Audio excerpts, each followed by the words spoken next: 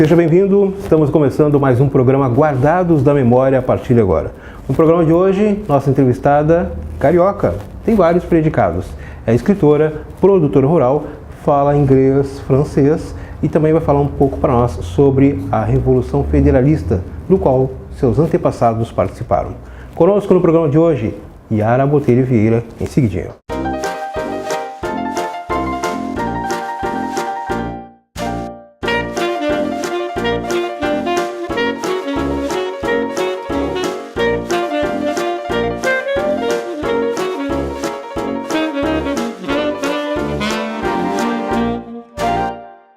No Guardados da Memória de hoje, Yara Maria Botelho Vieira, 76 anos, a nossa convidada do programa Guardados da Memória, para conversar conosco aqui na Biblioteca Pública. Ela que é escritora, o local é ideal. Muito obrigado, dona Yara Maria, por nos receber e conversar conosco aqui no Guardados da Memória.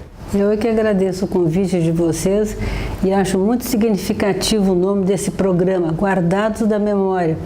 Eu acho que esse nome significa muito para mim, especialmente, que sempre me preocupei com a memória, com a preservação da história, com cuidar, conservar e com guardar o que é importante, que possa ser útil, que possa ajudar as futuras gerações. E a biblioteca também é um lugar onde se guarda, né, a história das civilizações, o que aconteceu há séculos e séculos atrás. Então, eu me sinto muito à vontade e muito contente aqui pelo convite e pelo local que foi escolhido. A honra é nossa. A senhora é carioca, mas a sua história, pode assim dizer, está toda aqui no Rio Grande do Sul. Sim, eu sou carioca, mas eu casei aqui em Bagé. Somos casados há 56 anos e eu sempre vinha passar as férias aqui em Bagé, porque meus avós maternos eram família aqui de Bagé. Então, realmente, a nossa relação com a cidade, com o Pampa e com o Sul é intensa, é forte e nos marcou muito desde a infância. Como é que era a sua infância, dona Yara? A infância foi no Rio porque nós morávamos lá, meus pais moravam lá, nós nascemos lá, os 5 irmãos, estudávamos lá. Mas sempre que entrávamos em férias, e as férias eram em geral em torno do dia 17, 18 de dezembro, nossos pais nos botavam no avião, naquele tempo tinha avião, né? Rio, Porto Alegre, Bagé, e nossos avós estavam aqui nos esperando, até porque a mãe era filha única, então os netos representavam muito para os avós maternos. E nós aqui passávamos as férias todas, naquela época as férias eram longas, né? Eram até 2, 3 de março, e a gente tinha uma convivência, né? Um convívio muito grande com todos os parentes aqui da cidade de Bagé e também da região. Dos seus 5 irmãos, só a senhora veio para cá? Não, viemos todos. Quando o nosso pai se aposentou, que trabalhava no Rio de Janeiro, no Banco Ribeiro Junqueira, nós viemos todos para cá. Alguns ainda moram aqui e um mora no Paraná, que foi trabalhar em Curitiba, em Guarapuava, que é o irmão mais velho, o Rodolfo. Mas aqui em Bagé moramos a Margarida, eu, o Antônio Carlos e o José. E como é que a senhora conheceu o seu marido, o senhor Aloysio Savieira? Conheci aqui em Bagé mesmo, numa festa, e as famílias eram muito amigas. E por uma coincidência, depois arrumando fotografias antigas, nós encontramos lá na estância, lá no Limoeiro, uma fotografia da minha mãe e da mãe do Aloysio fazendo uma viagem de navio, saindo do porto de Rio Grande para o Rio de Janeiro, naqueles navios do Ita. Elas eram solteiras as duas, fizeram essa viagem juntas. E essa fotografia foi encontrada e nós preservamos e cuidamos num álbum, que nós fizemos o álbum da nossa família. Quantos filhos? Nós temos 5 filhos, temos 10 netos e vamos ganhar agora em agosto o 3º bisneto. Como é que é a sua relação com os netos e bisnetos, que são outra geração já, né? A relação é boa, graças a Deus. Nos damos muito bem e tenho netos que estão numa convivência maior, que estão lá em casa comigo, e os outros nos acompanham muito, nos visitam muito, e nas férias e nos feriados também passam conosco lá fora, lá na estância. A senhora é proprietária da Estância do Limoeiro e é uma das precursoras do turismo rural. Como é que a senhora conseguiu conciliar as duas coisas? Realmente fomos das primeiras pessoas a entrar na turismo rural por um compromisso, assim, digamos, social, porque o acervo lá é muito grande em termos de documentos históricos, então nós achamos que deveríamos compartilhar, né? Fazer com que outras pessoas tivessem acesso àqueles documentos e conhecessem aquela história, que não ficasse fechado só na nossa família, só no âmbito da estância. Foi por isso que nós abrimos as portas do estabelecimento para o turismo rural, cultural e histórico. Tanto é que nós temos 2 museus lá no Limoeiro, um museu dentro de casa e outro museu a céu aberto. E a parte dos documentos também serve para pesquisa. Agora, recentemente, serviu para a pesquisa do jovem Gustavo Andrade, que lançou há pouco tempo aqui na livraria, na LEB, um trabalho muito bem feito sobre o general Joca Tavares, sobre a família, sobre a pessoa dele como indivíduo, como militar e como político. E através desse trabalho desse jovem eu também aprendi muito, assim, a parte de relações, como é que eles conseguiam naquela época manter relações tão amplas com tantas pessoas ao mesmo tempo, de tantos lugares distantes do Brasil, do Uruguai, da Argentina, pessoas que pertenciam ao Império, pessoas que pertenciam a depois da República, e eram os verdadeiros caudilhos. E caudilhos depois foi mal interpretado, algumas pessoas achavam que caudilho era pejorativo, mas absolutamente não é. Caudilho é aquela pessoa que tem carisma, é uma pessoa que tem força e que consegue aglutinar a sua volta e que emprega essa força para o bem, não emprega para o mal. E há acepções diferentes de caudilho no Brasil, no Uruguai e na Argentina. E o livro desse jovem está muito interessante, está muito bem explicado e mostra uma faceta que era inédita, que era desconhecida. Então, ele houve por bem publicar esse trabalho dele de mestrado e agora ele já está na última fase, na fase do doutorado. Conversar com a senhora é uma aula de história, assim, fácil para a senhora, né? Flui. Eu gosto muito da história. Embora só seja formada em letras. Formada em letras, mas o curso de letras e o ensino de letras nos proporciona e nos obriga também a usar a história, porque para a gente despertar no aluno o gosto, o interesse por algum autor, por algum escritor, a gente tem que saber um pouco de história, tem que saber um pouco de filosofia, tem que saber um pouco de geografia, para mostrar para o aluno onde é que aquele escritor viveu, qual foi a época, qual foram as influências que ele sofreu, em que contexto ele escreveu. Tudo isso faz parte, é um todo. E sempre me encantou, sempre achei bonito, achei interessante, despertava curiosidade. E é como um elo de uma cadeia, um vai levando ao outro. Por isso que quando eu li uma vez na Zero Hora, muitos anos atrás, o nome de um livro que ia ser lançado em Uruguaiana, As Estâncias Contam a História. Aquele nome assim ficou impresso dentro de mim. Aí eu convidei o Aloysio e disse, vamos a Uruguaiana para o lançamento desse livro.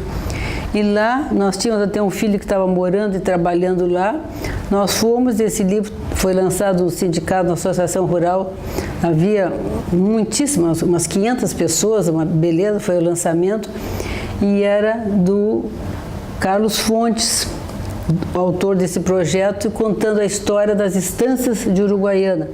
Ele é artista plástico e ele trabalhava com a parte da imagem, da figura.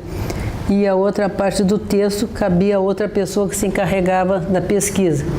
Aí, conversa vai, conversa vem, acabamos fazendo esse trabalho em conjunto aqui em Bagé e lançamos aqui em Bagé também o livro As Estâncias Contam a História, em que contamos a história de 45 estâncias, para resgatar exatamente a memória da zona rural. Porque, como é que eu vou dizer, não começou em volta de cidade nenhuma. As cidades, povoamentos, iniciaram em volta das estâncias. Então, isso é importantíssimo na colonização, né? aglomerado de pessoas em volta das estâncias. E essa história das estâncias é real, isso não é ficção, não é fictício. Nós colhíamos com os moradores, com os proprietários rurais, o relato daquele estabelecimento. E eles eram fidedignos em contar a história.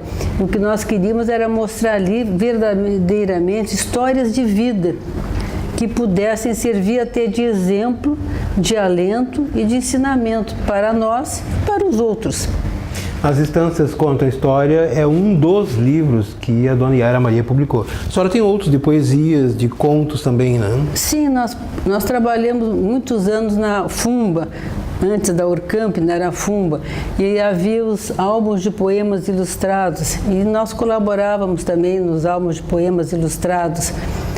Os artistas plásticos nos mostravam, né, a imagem, o desenho, a gravura, e nós ilustrávamos com nossa poesia, com nosso poema, com nosso texto. Também na antologia das cidades, também em alguns trabalhos lá em Porto Alegre, junto à URGS, junto ao irmão Elvo Clemente, e depois na oficina de criação literária do Alci Cheuiche, que eu tive a felicidade de fazer com vários amigos aqui de Bagé, e ao final dessa oficina nós lançamos junto com o nosso professor Alci Cheuiche os 6 contistas de Bagé. E está aqui na biblioteca, justamente com outros livros à disposição dos leitores. Em 2012, a senhora foi patrona da Feira do Livro. Como é que foi essa experiência para a senhora? Foi muito gratificante, porque eu via muitas crianças, muitos jovens frequentando a praça e procurando informações e fazendo perguntas. Então, para mim, aquilo era sumamente agradável, ver que havia interesse, curiosidade, avidez pelo conhecimento, pela literatura, por parte daquela gente miudinha que um dia seriam os leitores, os adultos. E até porque eu tinha tido uma experiência anos atrás num projeto chamado Ler Ato Libertador. Começamos nas escolas, terceira série, se chamava terceira série primária. Depois, a pedido dos próprios professores, passamos para as quartas séries e depois, assim por diante, quinta e sexta série.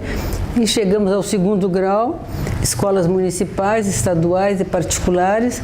E eu tive, assim, uma graça, um privilégio, posso dizer, de ter em mãos mais de 9.000 livrinhos escritos por crianças. E ainda guardo comigo 3 livrinhos escritos em braille por irmãos que eram cegos. Em braille? O livrinho se chama A Noite de São João. Eram dois irmãos. Esses livrinhos eu ainda conservo até hoje, porque eles têm um significado sentimental muito grande para mim. A senhora acha que essa avidez pela leitura, em tempos de internet, continua por parte de crianças?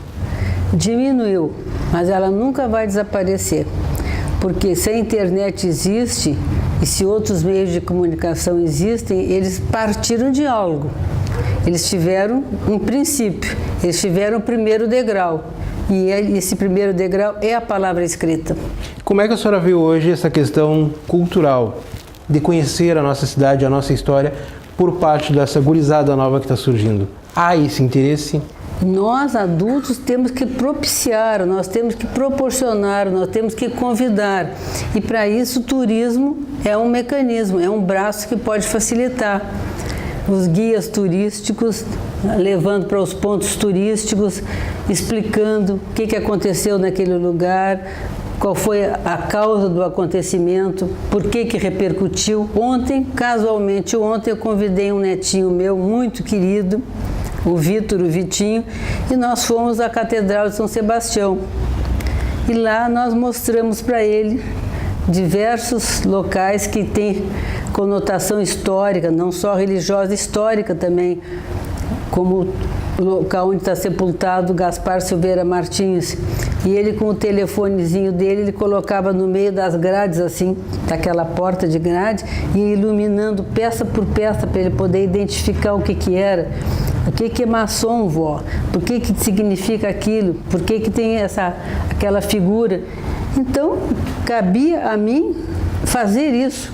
E cabe a todos os pais, a todos os professores e também ao poder público. A senhora incutiu isso no seu neto? Não, eu convidei ele para ir.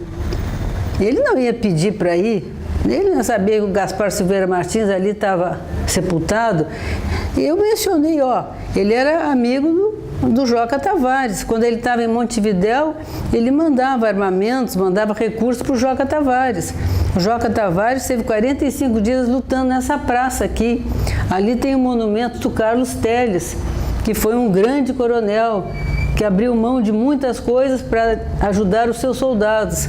Um gesto máximo de sacrifício foi ele deixar matar o seu próprio cavalo para servir de alimento para os soldados que tinham fome. E a gente vai contando e a criança vai ficando assim curiosa, querendo saber mais. Mas não cabe a criança ir atrás, nós é que temos que ir atrás. E o poder público também deve fazer isso, as escolas também devem fazer isso. Aí a cultura, a história vai sendo preservada e pode aparecer de uma maneira agradável, lúdica, que não seja uma imposição.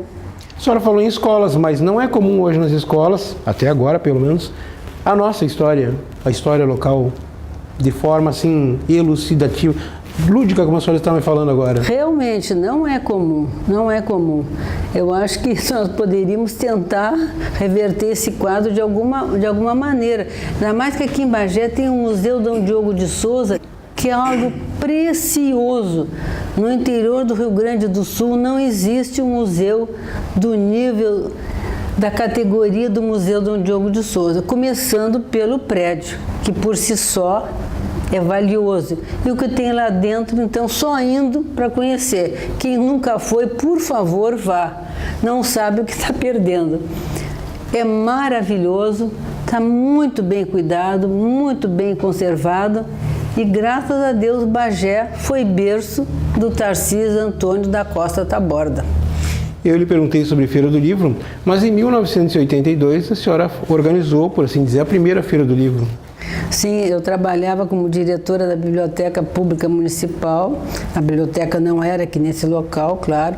A biblioteca funcionou primeiramente ali na Rua 7, ali naquele prédio da família João Carlos Martins da Silva. Dali a biblioteca se mudou para a sede dos Capuchinhos, onde tem o Colégio Santo Antônio. Dali a biblioteca se mudou para General Osório, ao lado do Fotolírio. Depois de lá é que a biblioteca veio para cá, onde nós estamos atualmente. Foram 3 mudanças que nós fizemos, mudanças bem difíceis de serem feitas. A senhora participou delas? Sim, participei dessas 3 mudanças. E quando nós estávamos lá naquela outra sede, é que aconteceu a primeira Feira do Livro. O nosso secretário não era secretário de Cultura, porque naquela época era secretário de Educação. Então, os funcionários, os professores que trabalhavam na biblioteca eram afeitos à Secretaria de Educação. Era o professor Claudinho de Leão Lemezec, que sempre foi dedicado, nunca mediu esforços, né? E fizemos a primeira Feira do Livro ali no chamado Calçadão, que naquela época chamavam o local Dr. Ney Zambuja. Tivemos muitos escritores importantes convidados, como Luiz Fernando Veríssimo, a Jane Tutiquian, o Antônio Offeld, a Dinorá Luz do Prado, que era também uma mulher extraordinária que tinha, além de ser professora, era pianista e era escritora, mãe de família e dona de casa. Por aí vocês podem ver que ela se desdobrava, né? Na literatura infantil, grande escritora, e se fazia a Feira do Livro com o apoio do poder público e também com o apoio da comunidade. 2011, título de cidadã bagense. O que representou para a senhora? Eu me lembro que eu estava lá, estava toda a sua família lá naquele evento, na Câmara de Vereadores. Aquele evento me deixou com o coração grande, feliz. Ainda bem que nós temos ótimos cardiologistas aqui em Bagé, porque a minha surpresa também, a minha alegria foi enorme quando naquela noite de chuva eu entrei na Câmara de Vereadores e a minha mãe de cadeira de rodas estava lá e o meu irmão, o Rodolfo, e a minha cunhada, a Cleusa, vieram de surpresa de Curitiba e estavam lá também. Então, essa união da família é algo que sempre nos marcou muito e sempre foi muito cultivado pelo pai e pela mãe. E nesses momentos é que a gente vê que realmente é isso que faz acontecer, é isso que marca, isso que traz alegria, isso que faz as raízes se fortalecerem. Por isso que a gente, com 76 anos, como tu disseste, a minha idade, a gente não se entrega, a gente encontra força, encontra energia para tocar o barco para frente e para conseguir coisas melhores. Para os filhos, para os netos, para os bisnetos, para os alunos, para os ex-alunos e, se possível, até para a própria nação brasileira. Em 1985, a Dona Yara também ganhou outro prêmio da Câmara de Vereadores, que foi Destaque Personalidade. A senhora lembra desse prêmio? Me lembro desse prêmio, sim. Foi uma gentileza na Câmara de Vereadores, mais uma outra gentileza. Eu acho que, por eu gostar tanto de Bagé, gostar tanto dos bagienses, os bagienses resolveram também gostar bastante de mim. E em 2003, o prêmio Ana Terra, concedido pela Associação Rural. Tantos títulos. Essa parte assim telúrica, essa parte do campo, essa parte faz parte da nossa família, né? Isso está entranhado em nós, não tem como a gente separar, não tem, faz parte, está em nós. Vendo aquelas fotografias daquelas pessoas penduradas na parede lá na Estância do Limoeiro, quantas vezes eu fiquei assim desanimada, eu fiquei assim sem vontade de fazer, sem vontade de levar adiante, mas eu olhava e digo, mas eu não posso. Se ele fez isso com 68 anos, ele foi trabalhar de tropeiro para os grandes charqueadores lá em Pelotas, depois voltou aqui para Bagé, levantou a hipoteca da Estância do Limoeiro, recomeçou a vida com 68 anos, e a nossa mãe sempre dizia, sempre é tempo de recomeçar. Não sou eu que vou me desanimar, que por um cansaço passageiro eu vou deixar de fazer o que eu tenho que fazer. E vendo a vovó Biloca, aquela fotografia dela, que eu acho que foi em mulheres como ela que o Érico Veríssimo se inspirou para criar uma figura da Ana Terra, que realmente essas mulheres aqui no Rio Grande do Sul seguraram a história, seguraram a família, seguraram as instâncias, a cultura, a religião, a saúde, que os homens iam para as revoluções e elas ficavam. No caso da vovó Biloca, por exemplo, o pai dela, o Joca Tavares, foi para a Revolução Farroupilha e ele não tinha 15 anos. Depois ele participou, né, das outras campanhas, né, da Guerra do Paraguai, na Revolução Federalista, que ele foi o chefe, né, da parte militar, ele deixou de lutar com 80 anos, então ele teve em batalha durante 65 anos. Levou a vida lutando. Se não fosse a presença desse naipe feminino de mulheres bravas e fortes, não seria preservado realmente a história das fazendas, a história das estâncias. A senhora fez referência a uma frase, sempre é tempo de recomeçar. Sim. Ela foi dita em que momento, em que situação? A minha mãe dizia isso em relação ao vovô Zeca Tavares, o irmão mais moço do Joca, que casou com Belina Tavares da Silva Tavares, sobrinha dele, portanto, quando ele foi trabalhar em Pelotas como tropeiro das grandes charqueadas. E voltou 2 anos depois para Bagé e levantou a hipoteca da Estância do Limoeiro e recomeçou a trabalhar. Nessa situação?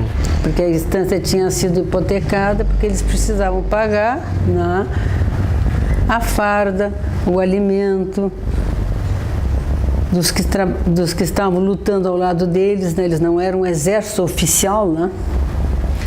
Nós estamos tendo uma aula ao vivo com a Dona Yara Maria sobre a nossa história aqui do Rio Grande do Sul e particularmente de Bagé. Nós voltamos em seguida depois do intervalo.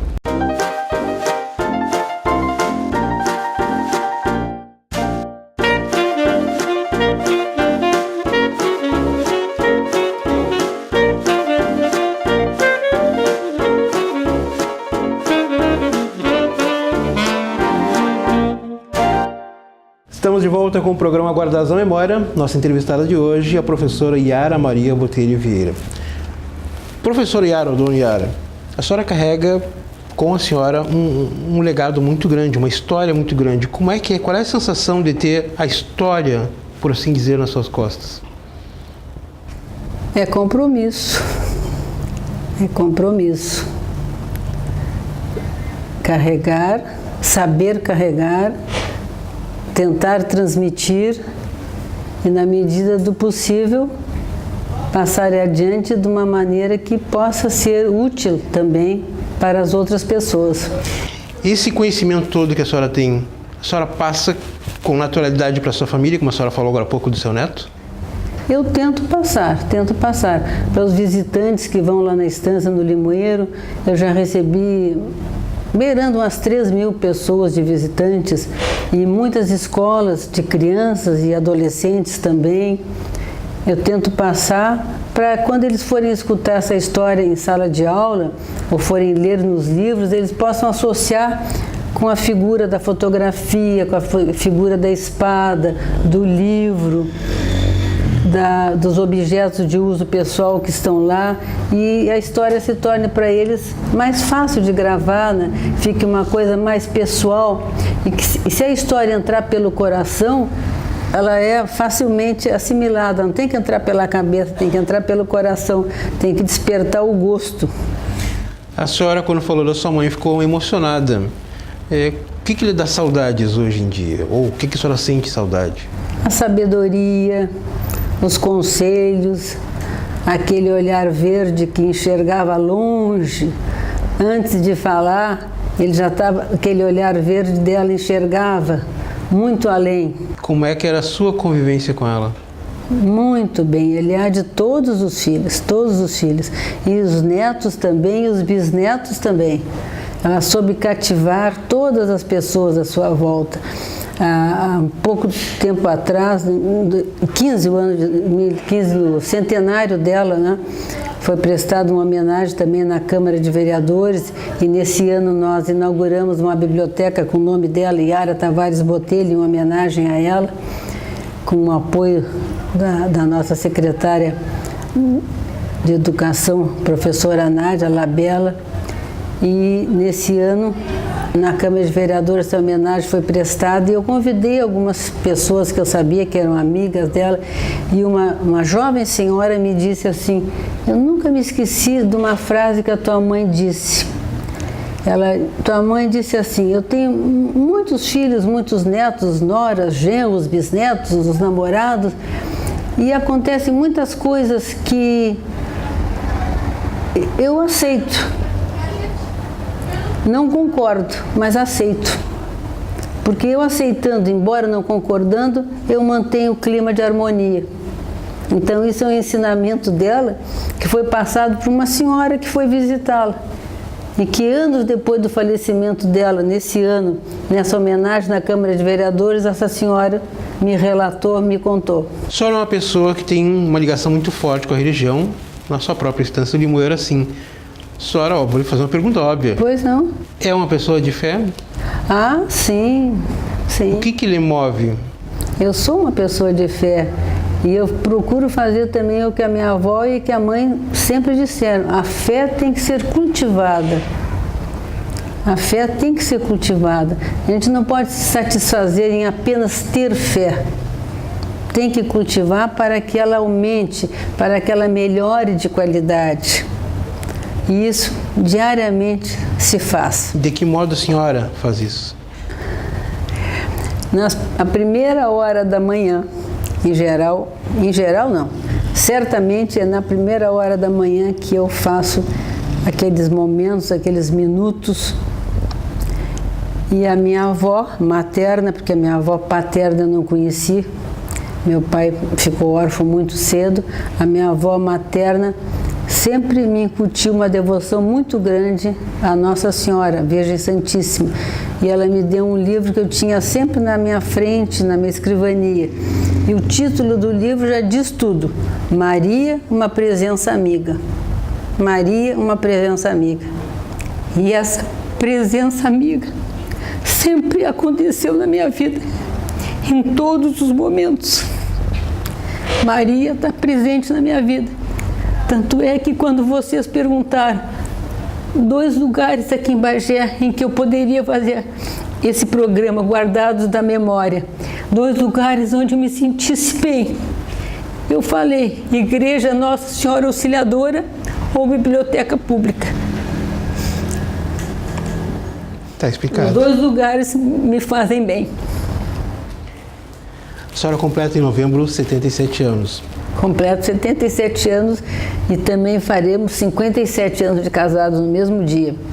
A minha irmã e o meu cunhado, a Margarida, o Plácido, o Aloysio e eu. Faltou alguma coisa nessa caminhada? Nessa caminhada, muita coisa foi feita, mas certamente faltou.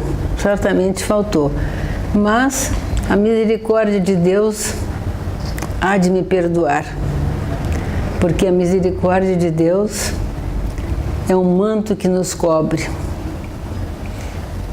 Dom Ângelo Munhol me ensinou isso. Dom Ângelo Munhol, nosso segundo bispo, que ontem na catedral eu mostrei para o meu netinho Vitor, onde ele está sepultado. Dom Ângelo Munhol me disse assim: maior que a nossa miséria é a misericórdia de Deus. Eu nunca esqueci. 57 anos de casamento é mais que uma vida, é uma história. Casamentos hoje não duram 5, 10 anos. Qual é a sua receita de felicidade? Não são muitas, mas são sérias, são importantes. São poucas, mas elas têm que funcionar.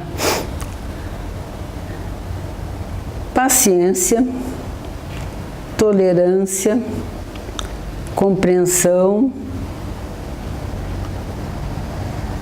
e, às vezes, ser um pouco surdo também. Vou guardar isso para mim. Pode guardar porque funciona. O que ainda falta fazer? Ah, muita coisa. Muita coisa. Logo ali no horizonte. Ah, muita coisa. Agora vai nascer em agosto o Vicente. O Vicente vai ser uma outra alegria na nossa vida. A filha vai ganhar o primeiro neto e ela está vibrando com essa alegria, né? Então nós vamos ter muito movimento novo dentro de casa. A senhora gosta de viajar? Gosto muito. Até viajo muito menos do que gostaria de ter viajado. Fala francês e inglês, pelo que eu soube.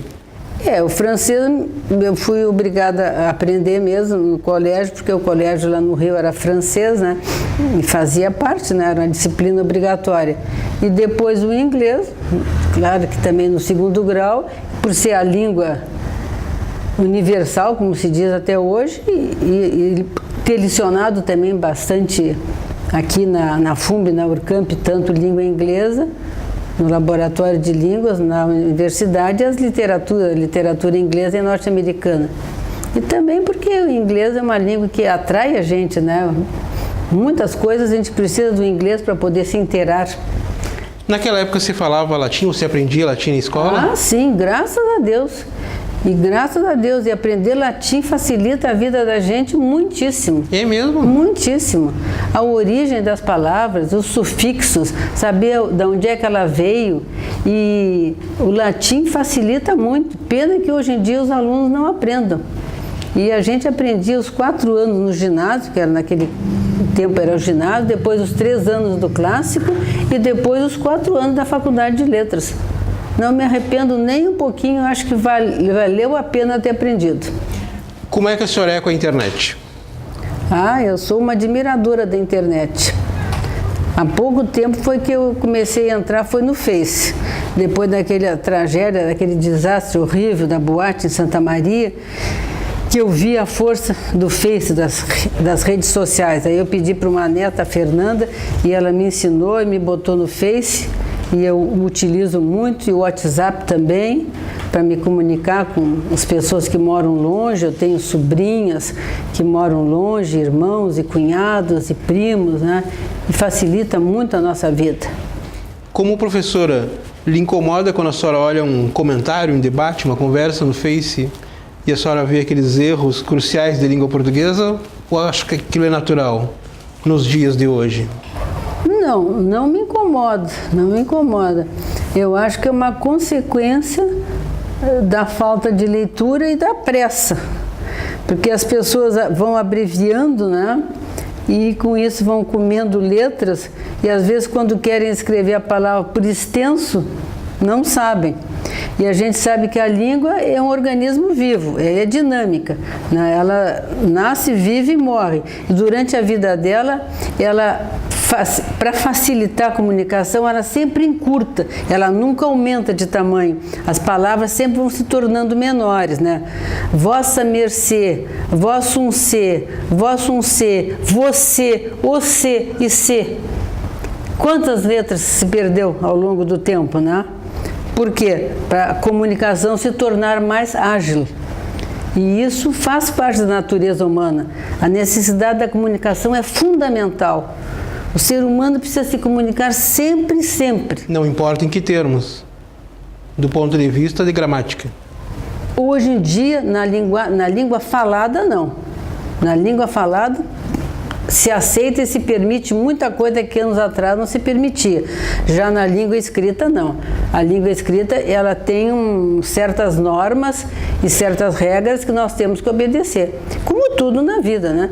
Se a gente está num banco, está num aeroporto, tem uma fila, a gente tem que obedecer, tem que entrar naquela fila, né? Se a gente tem um imposto para pagar, a gente tem que pagar aquele imposto, aquela taxa tem que ser paga. Certas coisas a gente não pode abrir mão em nome da modernidade, ou em nome da facilidade, ou em nome da agilidade. Algum tempo atrás, numa entrevista, a senhora falou que havia hombridade na guerra. Havia.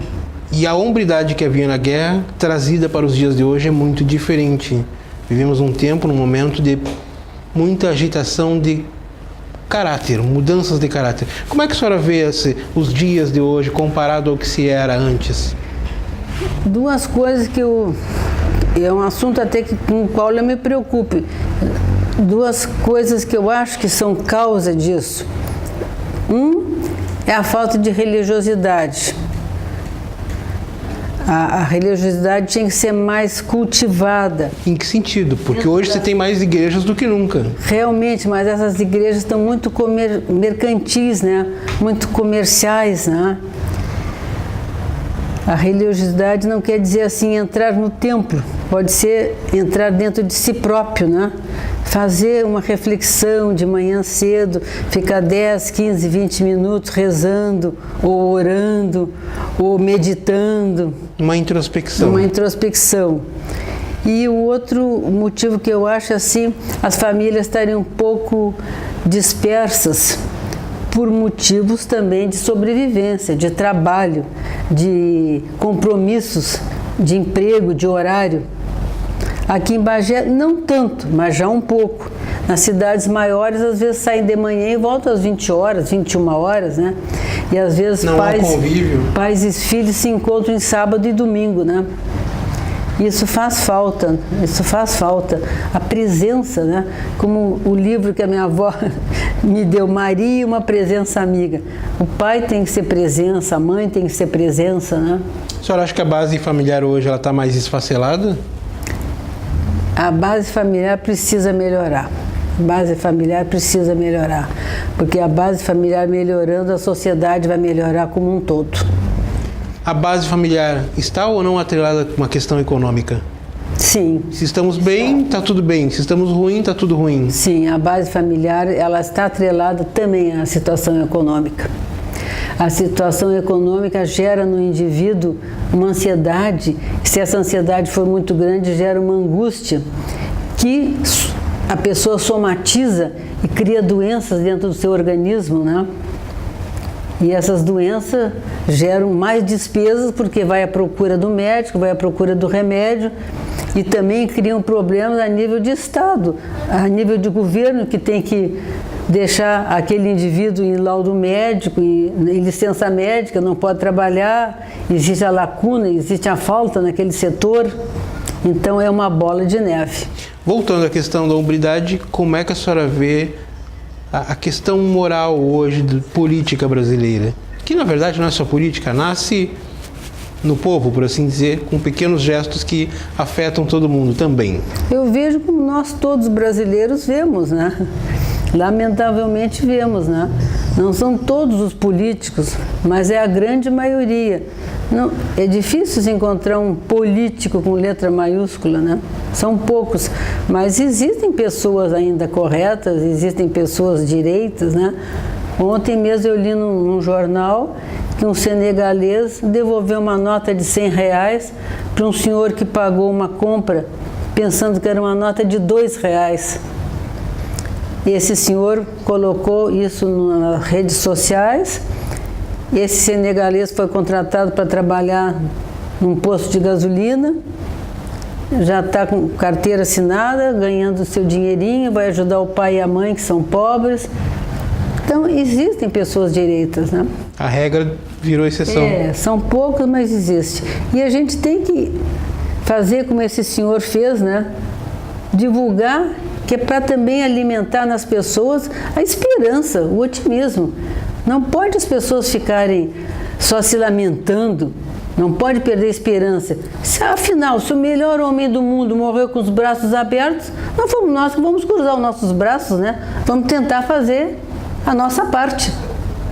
Existe algum momento em que a senhora fica triste? Existe. A tristeza faz parte do ser humano. Eventual? Eventual. Como é que a senhora quer ser lembrada daqui a alguns anos?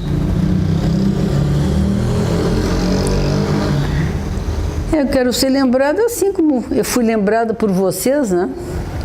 Com carinho, com amizade.